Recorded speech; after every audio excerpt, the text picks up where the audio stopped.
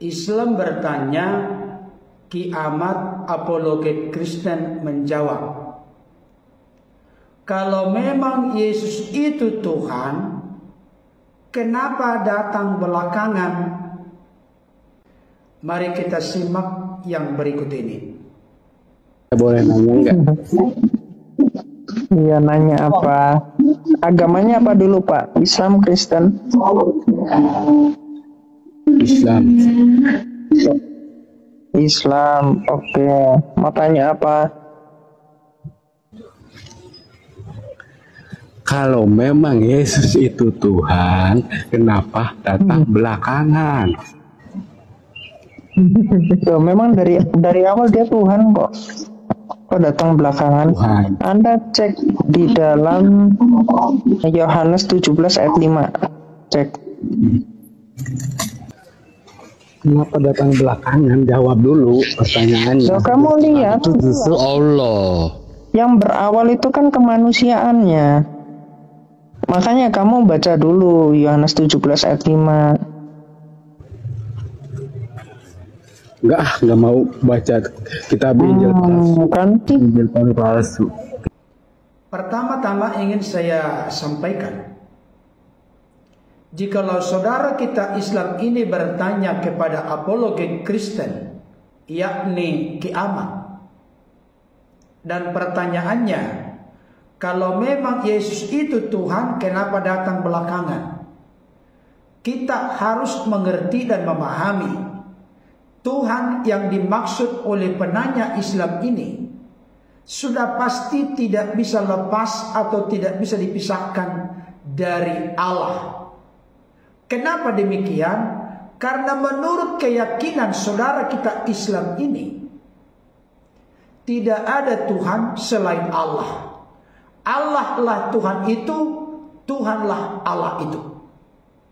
Tetapi dalam konteks Kristen akan menjadi berbeda.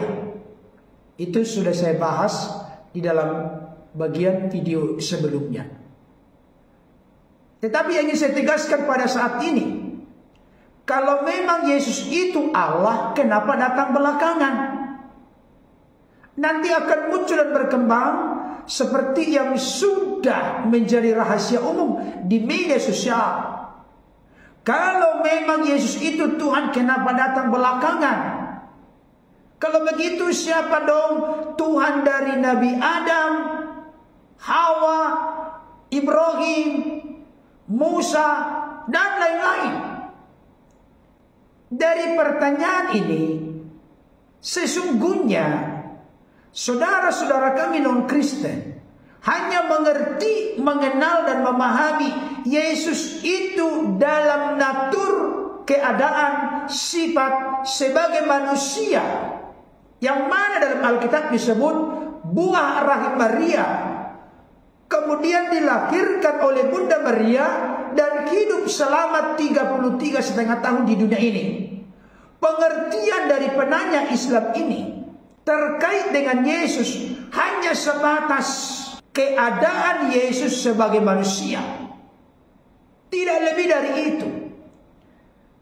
Kalau memang ada kerinduan dan kerendahan hati untuk mendalami doktrin ajaran kekristenan, sebenarnya diskusi menarik dalam konteks yang persis sama seperti ini pernah terjadi dan dihadapkan langsung kepada Yesus.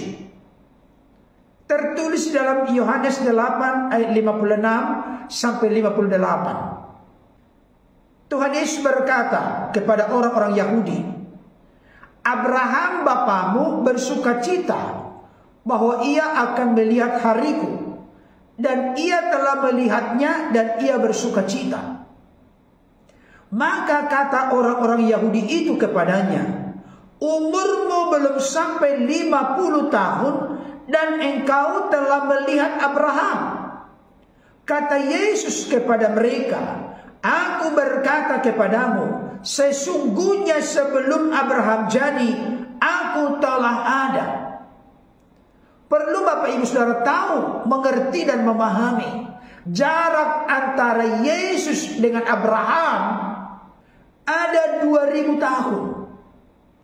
dalam eksistensi keberadaan Yesus dalam natur keadaan sifat sebagai manusia, Abraham pasti lebih tua dari Yesus.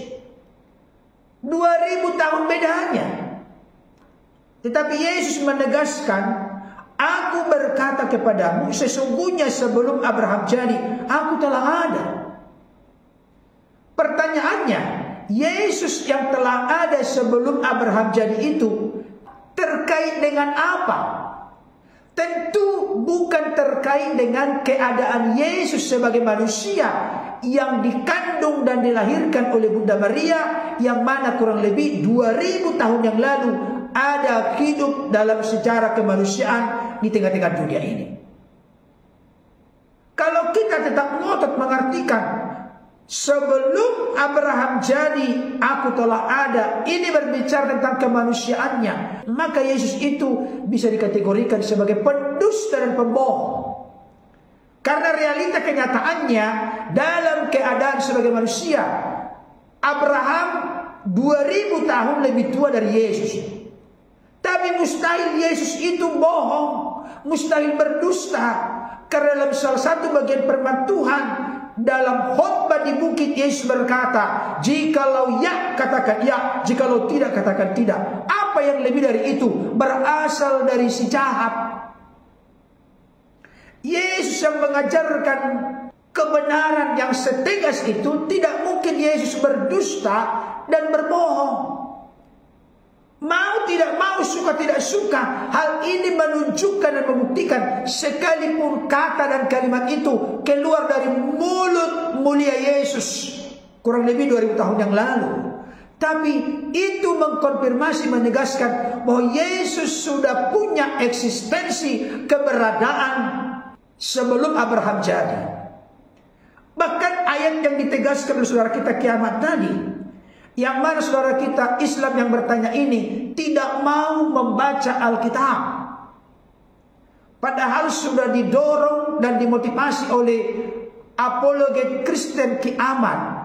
Kalau Anda ingin tahu, ingin mengerti, ingin terbuka hati pikiranmu, silakan membaca Yohanes 17 ayat 5. Karena dia tidak mau membacanya dengan sebuah konklusi kesimpulan Injil itu sudah palsu. Memang ini senjata yang sudah usang sebagai bagian dari kelemahan mereka, karena mereka tidak mampu membangun argumentasi yang bermutu, berbobot dan berkualitas. Yohanes 17 ayat 5. Oleh sebab itu ya Bapa, permuliakanlah aku padamu sendiri dengan kemuliaan yang kumiliki di hadiratmu sebelum dunia ada. Jadi Yesus sudah memiliki atau mempunyai kemuliaan di hadirat Bapa sebelum dunia ada.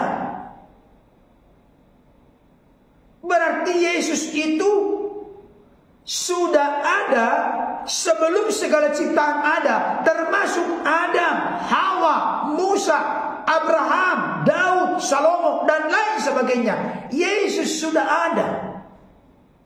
Bahkan Yohanes 17 ayat 24 semakin mengkonfirmasi, menegaskan kepada kita tentang eksistensi keberadaan Yesus. Yohanes 17 ayat 24. Ya Bapa, aku mau supaya dimanapun aku berada, mereka juga berada bersama-sama dengan aku. Mereka yang telah Engkau berikan kepadaku, agar mereka memandang kemuliaanku yang telah Engkau berikan kepadaku. Sebab Engkau telah mengasihi aku sebelum dunia dijadikan. Jadi sebelum segala ciptaan langit, bumi, laut beserta segala isinya diciptakan, Yesus sudah ada. Yesus sudah dikasihi oleh Bapa. Sebelum Abraham jadi, Yesus sudah ada. Nah, sekarang ini kita mau memikirkan lebih jauh, lebih dalam. Kalau begitu, sejak kapan Yesus itu ada? Sejak kekal, sejak Allah itu ada. Itu sebabnya Yohanes 1 ayat 1 sampai 3 berkata, pada mulanya adalah firman. Firman itu bersama-sama dengan Allah, dan firman itu adalah Allah. Ia pada mulanya bersama-sama dengan Allah. Segala sesuatu dijadikan oleh Dia, dan tanpa Dia tidak ada suatu pun yang telah jadi dari segala yang telah dijadikan. Jadi firman itu sudah ada sejak semula. Sejak kapan? Sejak Allah itu ada. Allah yang Esa disapa dengan Bapa sejak kekal telah memiliki firman yang kekal dan roh yang kekal dalam dirinya. Firman dan roh tidak diciptakan, tapi sudah ada melekat sehakikat di dalam diri Allah yang disapa dengan Bapa sejak kekal. Itu sebabnya Allah itu dalam mencipta segala sesuatu selalu melalui, oleh, dan di dalam firman. Allah itu sejak kekal sudah memiliki firman. Kalau begitu, Yesus itu dipahami, diyakini, dimengerti orang-orang Kristen sebagai Allah dalam eksistensi kekal, sebagai firman Allah yang bersama-sama dengan Allah. Karena firman Allah itu bersama-sama dengan Allah, maka firman itu adalah Allah. Jadi Yesus yang adalah Tuhan dalam konteks pemikiran penanya Islam ini, Yesus sebagai Tuhan atau Allah sudah ada sejak Allah itu ada. Dalam eksistensi kekal sebagai firman yang bersama-sama dengan Allah, dan firman itu adalah Allah. Jadi Bapak Ibu saudara, persis apa yang dikatakan oleh saudara kita apologet Kristen Ki Aman. Beliau berkata, yang berawal itu adalah natur, sifat, keadaan Yesus sebagai manusia. Tapi sebagai yang ilahi, sebagai firman, Dia sudah ada sebelum dunia dijadikan. Dia sudah ada sebelum Abraham jadi. Dia sudah ada sejak kekal. Makanya Yohanes 8 ayat 42 berkata, Yesus itu keluar dan datang dari Allah. Kalau keluar dari Allah, berarti eksistensi keberadaannya ada dalam diri Allah. Sebagai apakah Yesus ada dalam diri Allah? Bukan dalam wujud fisik tubuh jasmani kemanusiaannya, tapi dalam wujud roh sebagai firman yang bersama-sama dengan Allah, dan firman itu adalah Allah.